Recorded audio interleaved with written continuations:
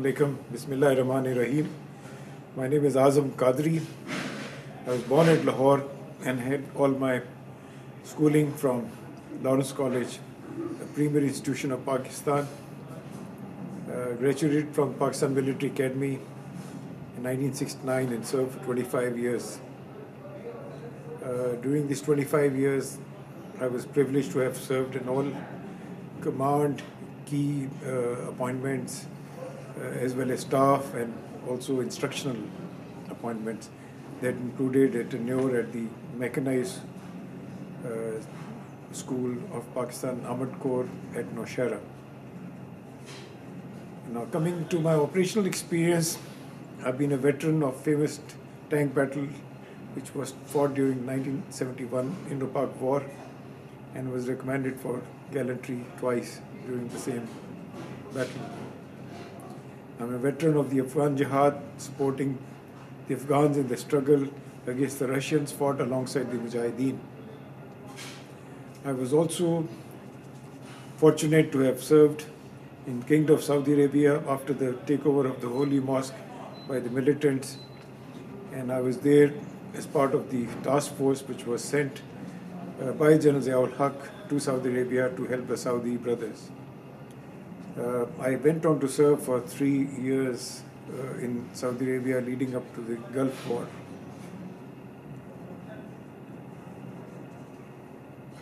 I've also been blessed to have been part of Pakistan Army's peacekeeping efforts in East Timor, Somalia, Sierra Leone, Bosnia and Haiti.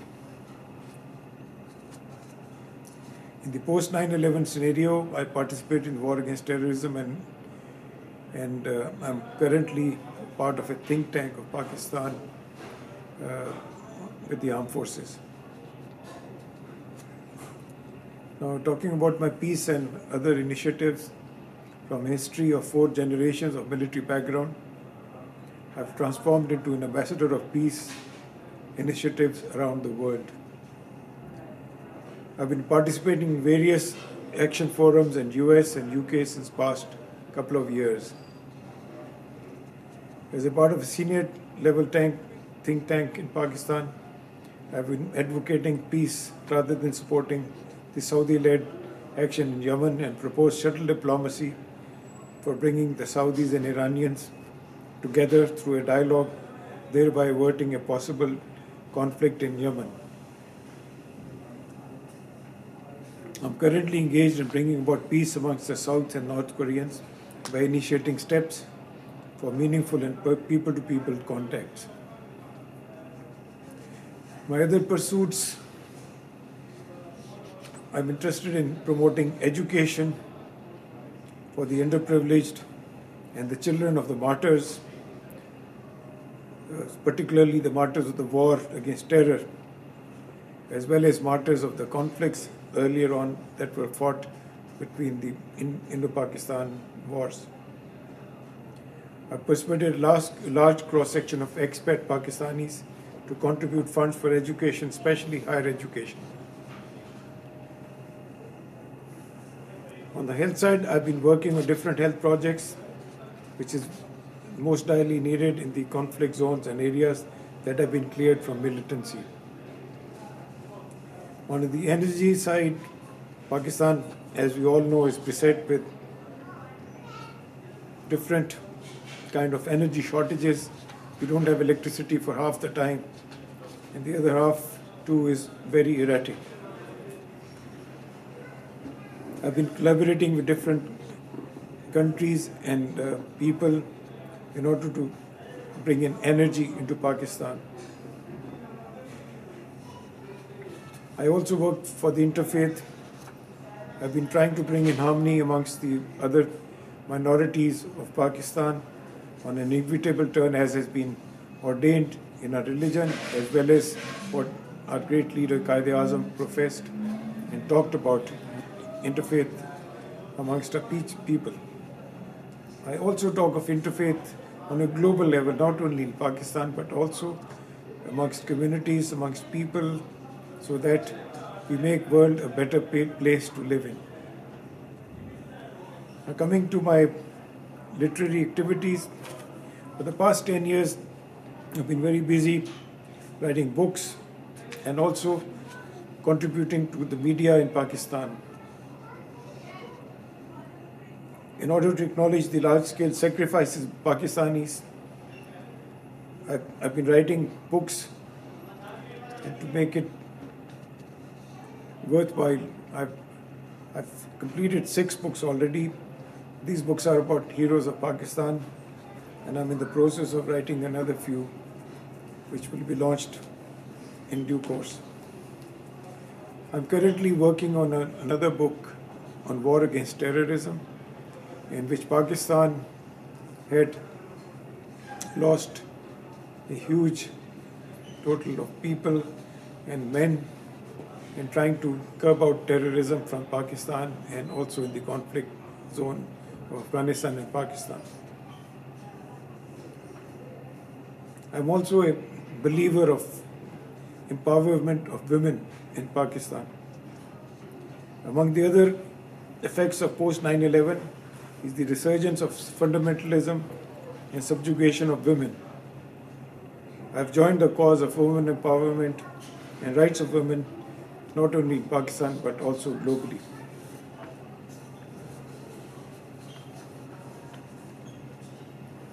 I would like to now share with you something briefly about my books. Now, this book is called Sentinels in the Sky.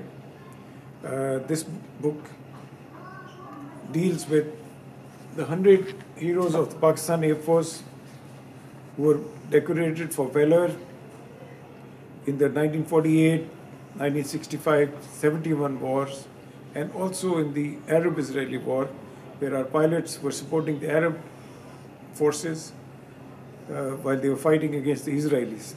And these brave Pakistan Air Force officers have been decorated with the valor of the highest level by Syria, Jordan, and certain other Arab countries. So that accounts have also been included in this book of mine, which is called Sentinels in the Sky. And Sentinels in the Sky, incidentally, is now the slogan of the Pakistan Air Force, and I'm very proud to say that I've been able to do that for them.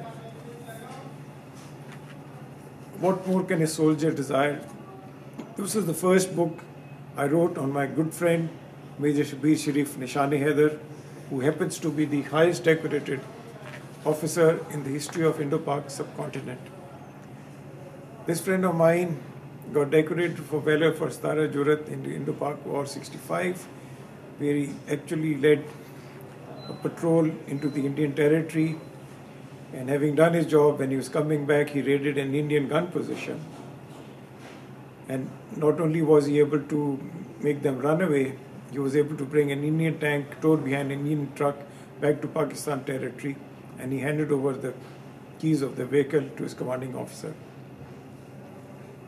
6 years down the line, in the Indo-Pak War of 71, Shabir Sharif was again called out to participate in the Indo-Pak War 71, and he is amongst those fortunate ones who was again among the attacking troops and captured the formidable positions in Suleiman-Ki sector called the Saguna Band. There he was also at a certain point of time challenged by an Indian officer, Major Narayan Singh, who wanted to have a one-on-one with him. Major Shabir Sharif not only participated in that duel, he also killed him with the Indians' own weapon by getting him down on the floor. Later on, he had his body dragged back to his positions.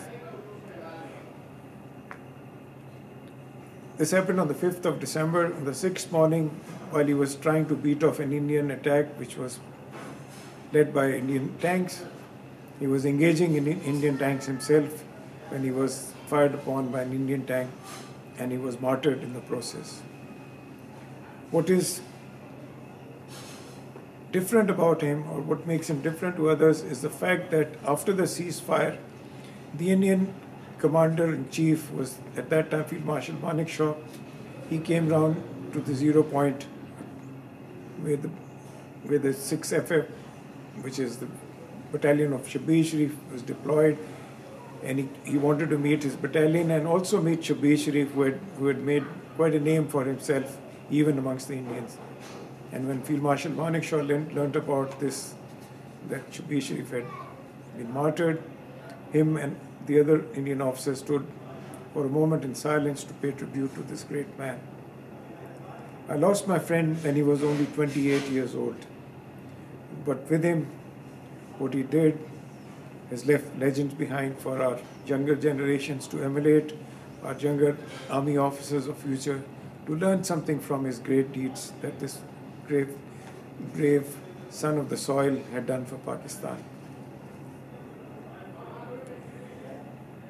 With an experience of having dealt with the Taliban, the Al-Qaeda and other regional players during the pre-9/11 period of the Afghan Jihad and post-9/11 and the mix of US-led initiatives, I have an excellent grasp of the current affairs and the complexities of the region.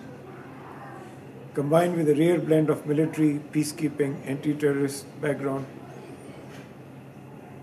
I feel myself ideally suited to advise other governments, other people, other forces from the experience that I have in order to teach them how to fight terrorism.